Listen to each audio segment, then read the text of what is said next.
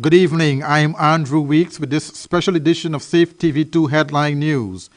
In our story for tonight, we'll tell you that former Director General of the Ministry of Foreign Affairs, Elizabeth Harper, has been rehired by the Ministry of Foreign Affairs. Here is that story. Former Director General of the Ministry of Foreign Affairs and former Ambassador to CARICOM, Ms. Elizabeth Harper, has been rehired by the Ministry of Foreign Affairs as a special consultant on issues related to Guyana's sovereignty. Minister Carl confirmed the hiring on Thursday morning at the Foreign Affairs Ministry's end-of-year press conference. Mrs. Harper has been retained by the ministry latterly to work with us in a couple of years in which she has rather unique skills. And as Director General and as a member of the staff of the ministry, for many years standing, she had worked very closely on the matters pertaining to sovereignty and the documentation. Ambassador Harper is a well-respected diplomat who worked her way up at the Ministry of Foreign Affairs over a number of decades.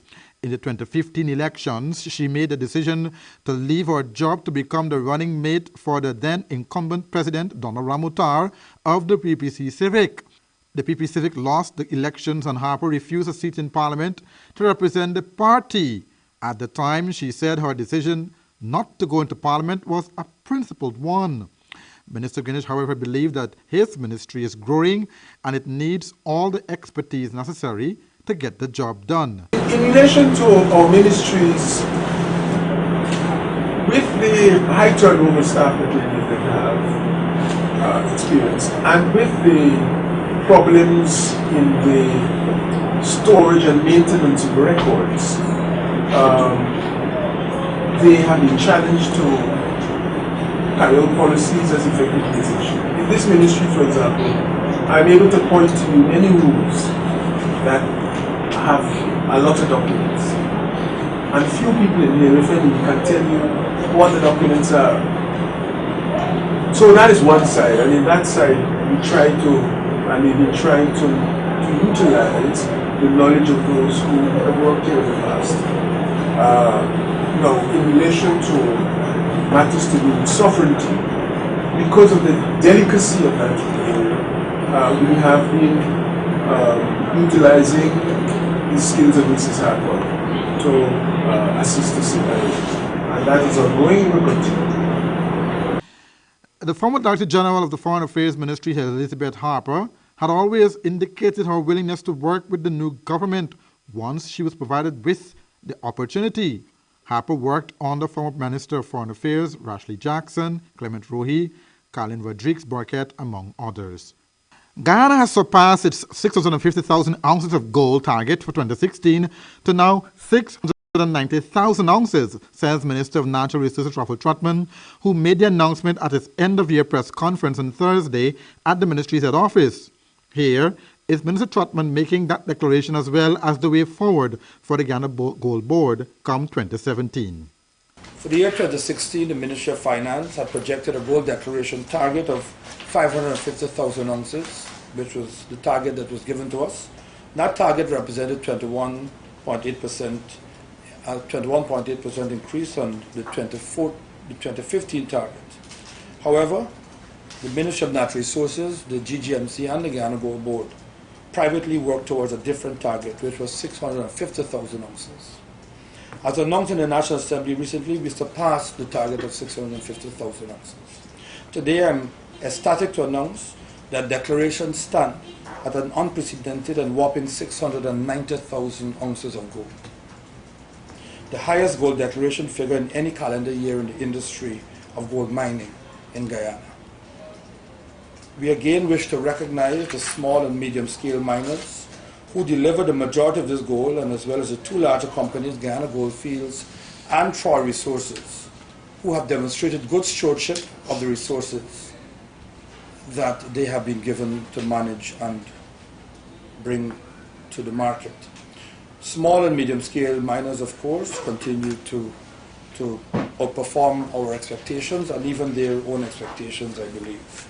The government looks forward to working with all miners in 2017, and we have been set a target by the Ministry of Finance of 694,000 ounces, and therefore for us the target internally will be much higher than 694,000 ounces. But as of today, 2 days away from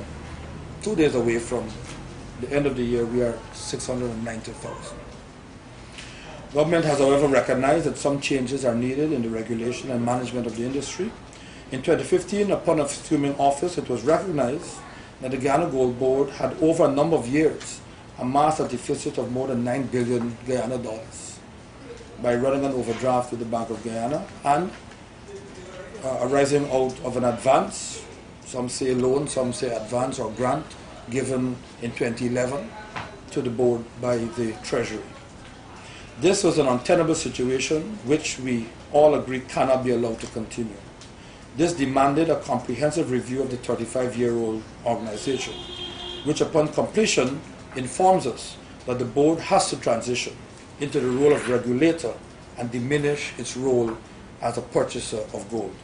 In a few weeks, we will be meeting with miners associations, and gold dealers to define the way forward.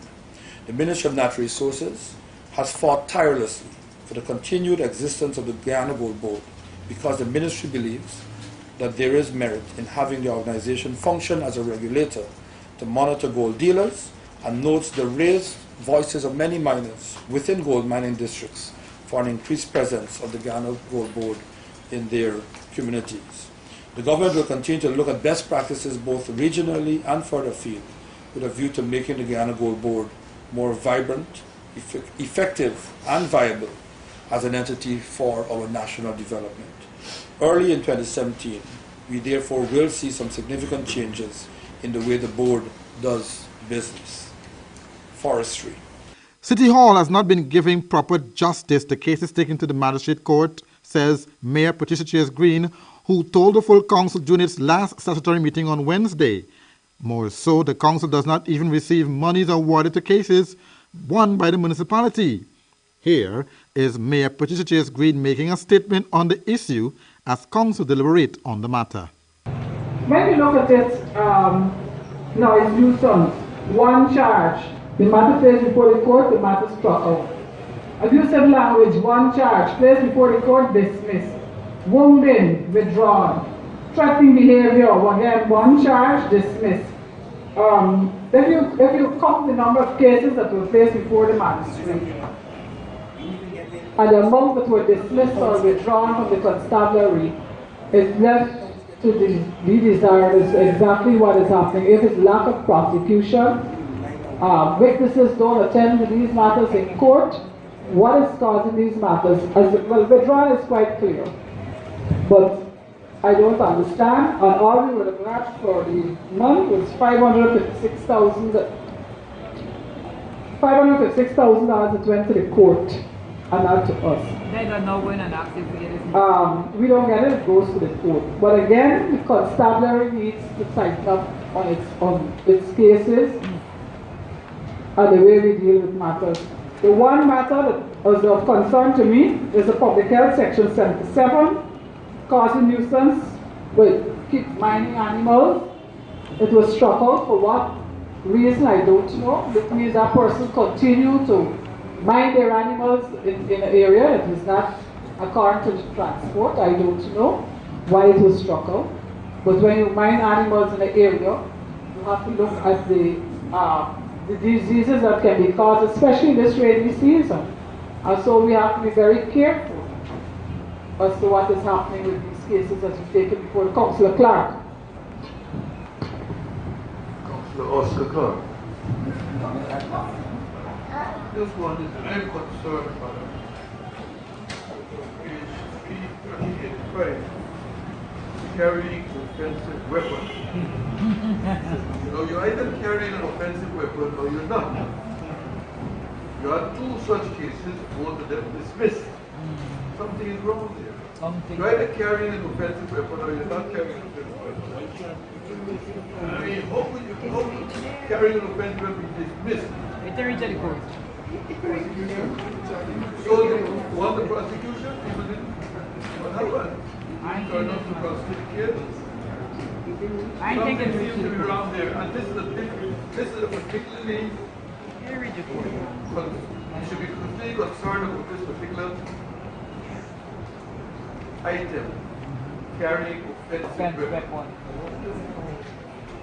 That's what we have Something like find. that. I would really like to get a comment on this if I can. It's a reach of the court. Try now. So, Chief Consular.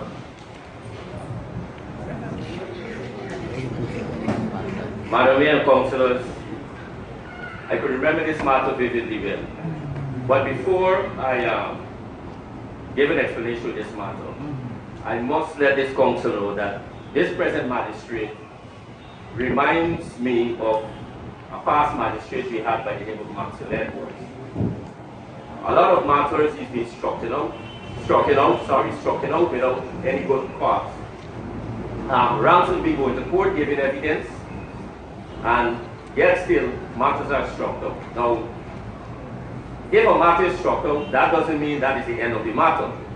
I have advised or instruct the prosecutor to reinstitute charges against the defendants. In some cases where matters are struck out, there's some technicalities where persons, there's some hiccup with the bail. The person did not get to go to court on the day when they signed the recognizance, but the matter was already filed. So the magistrate, after listening to the prosecutor, I should say, don't listen to the prosecutor. He struck out the matter. It is alleged. And I've instructed the prosecutor that all the matters that were struck out charges should be reinstated against the defendant. In respect to the carrying offensive weapons, it was a knife and a mace. A knife and a mace.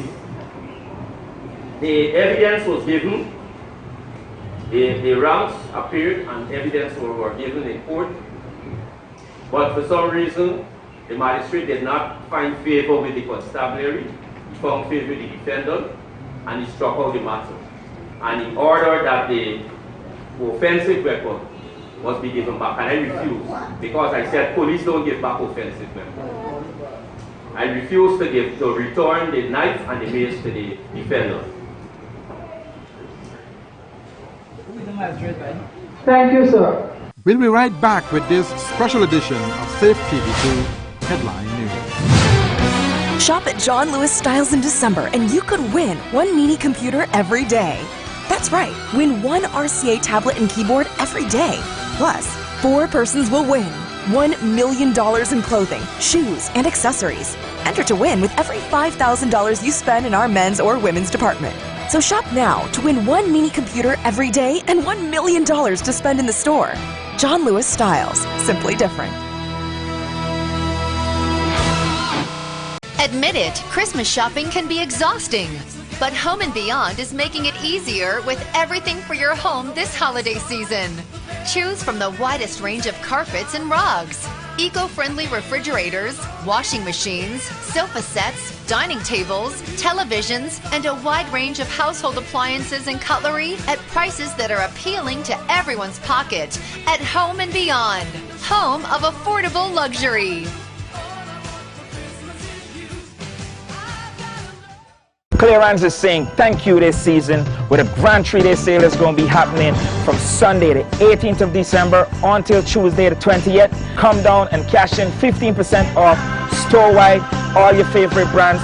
Get your evening dresses, skirts, shoes, everything that you need to give you that sassy look for the season. And for the fellas not forgetting you, we got jerseys, designer jeans, we got fragrances, we got sneakers, shoes. This is our way of saying thank you for your continuous support throughout the year of 2016. 3 days from Sunday the 18th of December to Tuesday the 20th. See and be there. Clearance, always keeping you in style. Santa forgot to mention one little thing, a ring. I don't mean on a phone, Santa baby, and hurry down the chimney tonight. Hurry down the chimney tonight. Hurry down the chimney tonight. Topaz, the only jewelers this Christmas. This Christmas, Colors has a gift for everyone. Get savings of up to 70% in the store. Get the latest brands in footwear from Puma, Adidas Superstar, Nike, and Nike Huaraches, Lacoste, not forgetting Timberlands, Skechers, Clarks, Hush Puppies, Morel, and the latest Jordans and Jordan Retros. Colors also has gifts for ladies, including tops, jeans, evening wear, footwear, bags, and so much more. So for the holidays, let Colors dress you up in the latest brands. Happy holidays from Colors! I hope you concentrate upon your schoolwork and you're not letting the TV distract you.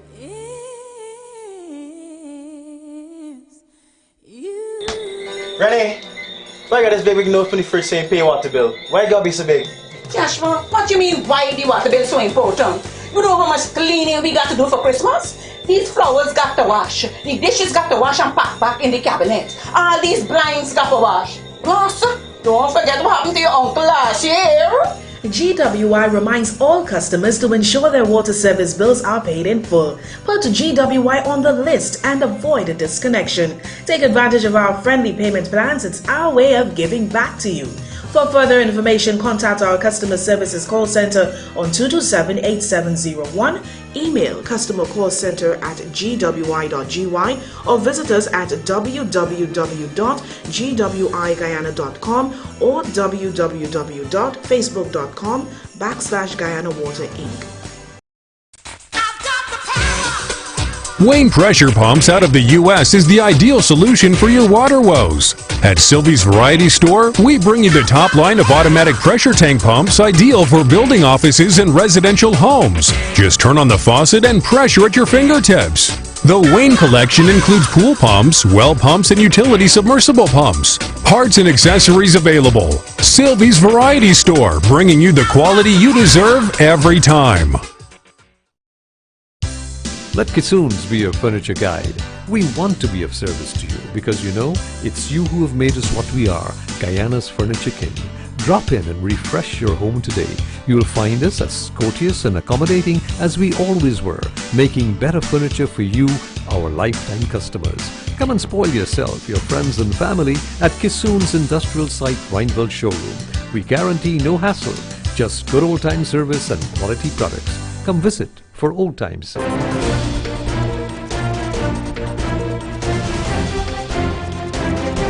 Welcome back to this special edition of Safe TV2 Headline News.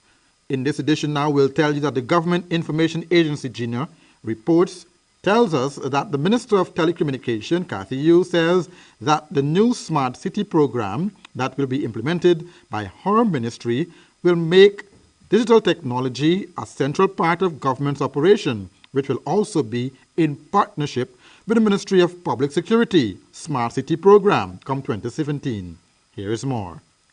The Minister of Public Telecommunication, Catherine Hughes, says that the highlight of the transformational strategy in the implementation in a phase away of the Smart City, Safe City program to Smart Guyana. Imagine an ICT-driven program which integrates all sectors and services into one cohesive whole. A Safe City model that is already being implemented by the Ministry of Public Security that uses technology, cameras on street corners, a command center monitored 24/7, and new communication tools that will ensure that if you do the crime, you will do the time. An app will be created to better facilitate citizens' involvement in the initiative. The app that allows the citizens to bring complaints and suggestions and to government agencies. That was just one of the series of things. But 2017 is the time that we would be able to start implementing these things. Minister Yu says that the government will be working with the Chinese for the development of the Smart Guyana project. With the development of our Smart Guyana project, this government has signed an MOU already and the gathering of information has begun. We will expand the standing LTE and fiber optic networks into inland areas, into new towns like Bartica, Madhya, into Kwakwani, and the Berbice Riverine communities, as well as the areas that Phase 1 missed, such as Bushlot and Bath Settlement in Berbice, or in the Pomeroon in the Essequibo. The Smart Guyana program is among several initiatives set to be implemented by the Ministry of Public Telecommunication as a part of developing the enabling environment at the policy and infrastructural level. This will ensure that the infrastructure and communication technology is fully utilized for national development and economic advancement across Guyana. Delon Sanko for the Government News Brief. We now go back to City Hall and tell you that City Hall 2017 budget will cater for all constituencies, says re-elected Mayor of Georgetown, Patricia Chase Green. We also tell you that the mayor is hopeful that come next year, things will turn around for the better. You know, this budget that is being prepared for 2017 is a budget that has to take into consideration that now we have constituency representation. Our previous budgets did not have that. And so every constituency has to have a little minor budget, a mini budget to deal with what it is. What is allocated to those constituency is not enough, we know, to take care of. But at least they will have a start. Re-elected Mayor of Georgetown, Patricia Chase Green. While City Hall is not receiving the required rates and taxes from businesses and homeowners, Mayor Chase Green said while the city budget is still to be approved, there were some pros and cons that had to be dealt with during the budget discussion with the full council. There were some minor errors and some minor adjustments that had to be made financially. And there were some areas that were completely forgotten. But as I said, the councillors were able to go page by page with the treasurer and the town clerk to look at it. There are $18 billion to be collected in rates and taxes. Last month, City Hall had declared a few days of amnesty so that citizens and businesses can come to the table and clear their debts. However, many did not take up the opportunity. Now that each of the 15 constituencies in the city will play a part in the 2017 budget, there is one constituency that is still to be regularized. You said constituency representation. Would that include Sophia? Yes, because there are Sophia reps. But you know that the history of Sophia, we have not taken note. Sophia does not pay to us any rates and taxes, just it has not been handed over. And you're hoping that we do not provide a service to them. And you're hoping that will be handed over in the coming year? Well, they have to do valuation of those properties, and then before we can thing. I'm hoping with discussions that the council has been having with the minister that it will be handed over sometime maybe in 2017. The last time you looked at the budget, it was around $2 billion. Is it going to be the same amount or more? It will be more. To be honest, to manage the city the way it ought to be managed, it will take in excess of $5 billion per year to manage the city. We're talking about a modern city with everything that is acceptable. Presently, we're really operating at our minimum. And thank God we were able, since this new council came into being, not have serious flooding in Georgetown. But what we're doing presently is managing with just what revenue that we have available to us. And so if we got $10, in some cases we spend more than $10, but we don't have it. But it's in keeping and trying to maintain some sanity in Georgetown. Mayor Chase Green said she is still appealing to the government for the $600 million bailout because Georgetown is a part of Guyana. Mayor Green is hopeful that the government will listen to their cries and release the funds. On the police blotter, we tell you now that in the mining community, police investigators have traveled to an area called Chinese Creek Brack Dam in the Massachusetts River, where a Brazilian miner was murdered on Wednesday. The dead man's name has been given as Francisco Oliveira. He was 33 years old and owned a dredge in the area. Initial investigations have revealed that the miner was at his mining camp with his wife when he was approached by another man who told him that his dredge had just gone underwater. When he rushed to the scene, he was attacked by the same man and 4 others. He was badly beaten, chopped and stabbed to the body by the 5 men. According to reports from the area, 3 of the men were his employees, and it is suspected that the attack may have been triggered by an earlier disagreement. His body was taken to the Bartica Hospital, and investigations are ongoing. We'll take a break and be back with our regional and international news. Shop at John Lewis Styles in December and you could win 1 mini computer every day. That's right, win 1 RCA tablet and keyboard every day. Plus, 4 persons will win $1 million in clothing, shoes, and accessories. Enter to win with every $5,000 you spend in our men's or women's department. So shop now to win 1 mini computer every day and $1 million to spend in the store. John Lewis Styles, simply different.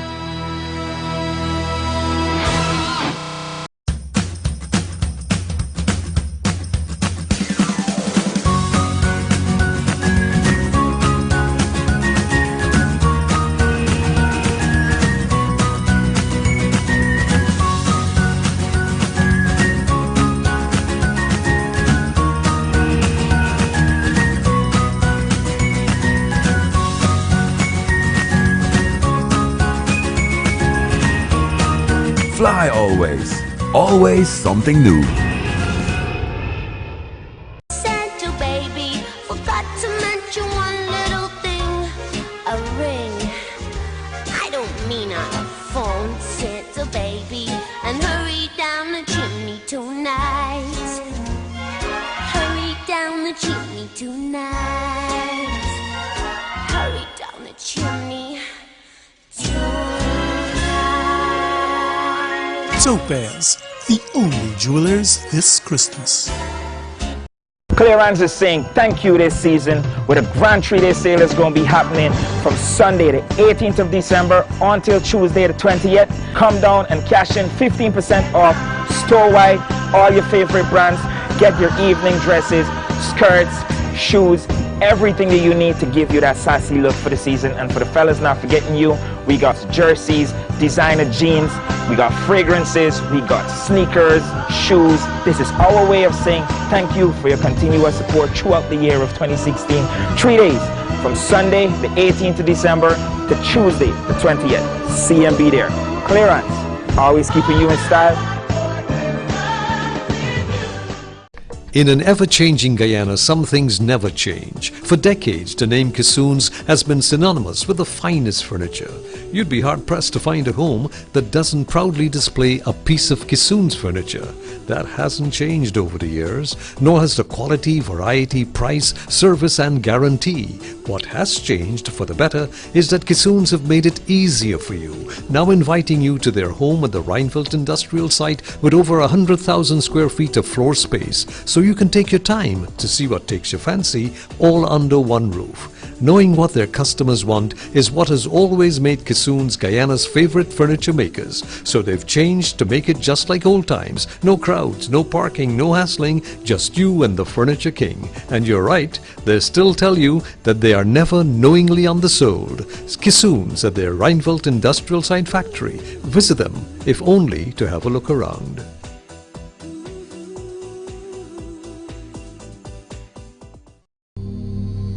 This place is really hot. What's wrong with your AC? It's not working. Well, we wouldn't be able to continue this meeting anymore because this place is extremely hot. Wait, please don't go. Here's a company you can call to get your AC fixed. Action Cool. Honey, what's dinner? I had a hard day. I'm sorry you had a hard day, but guess what, babes? I didn't cook today because the stove is not working. Having trouble at home or at the office? Then call the professionals at Action Cool. Our fully trained technical team have the skills and experience in repairs of all air-conditioned units, refrigerators, gas stoves, washing machines, and a whole lot more. For further information, visit us at 86 Hill and Princeton Street, Mandela Avenue, Georgetown, or call us on telephone number 225-7867.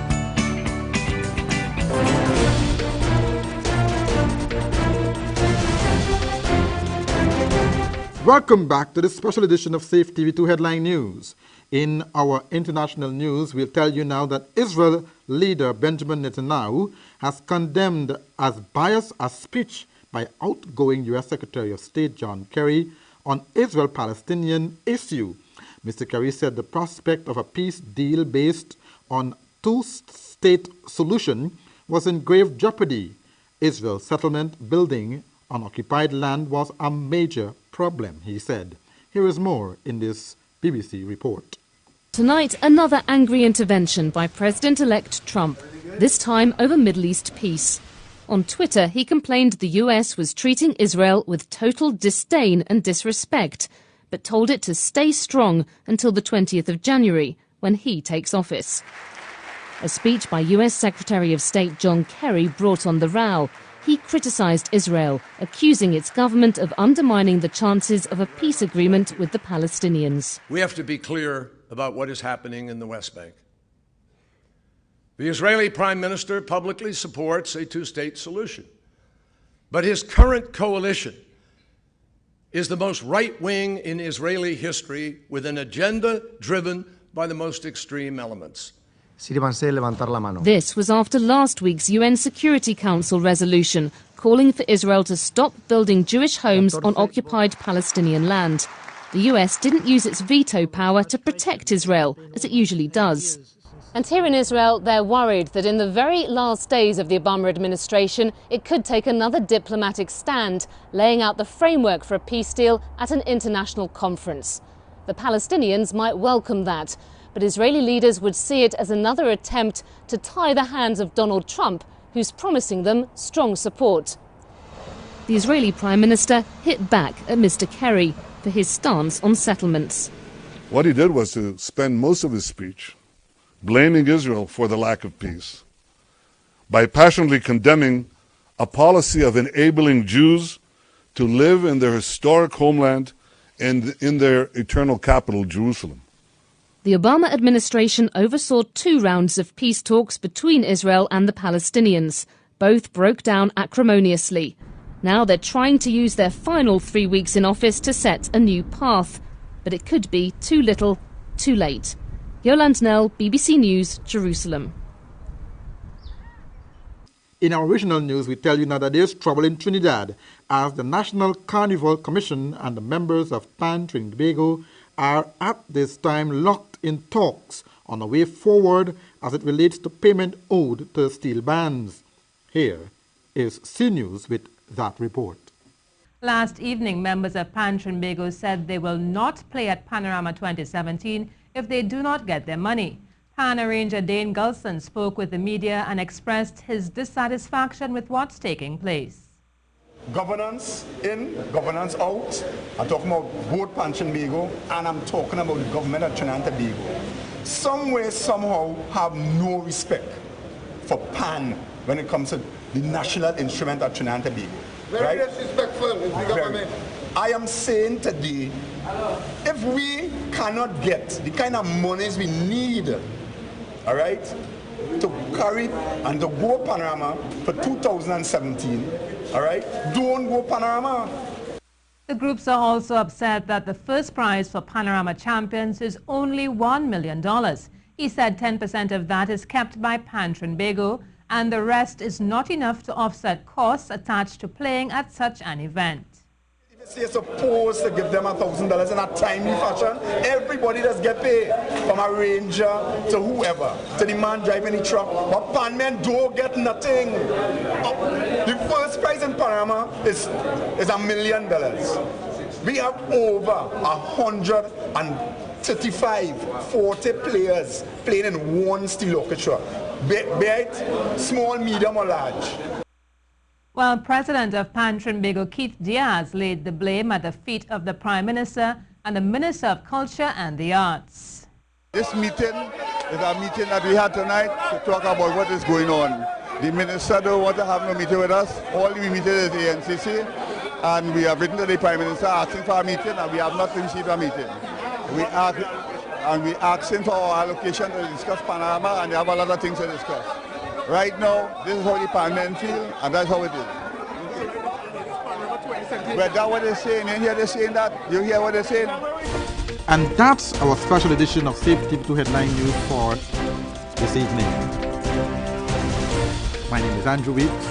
We'll see you back here tomorrow morning at 6:30 for rebroadcast of Safe TV2 Headline News Special Edition.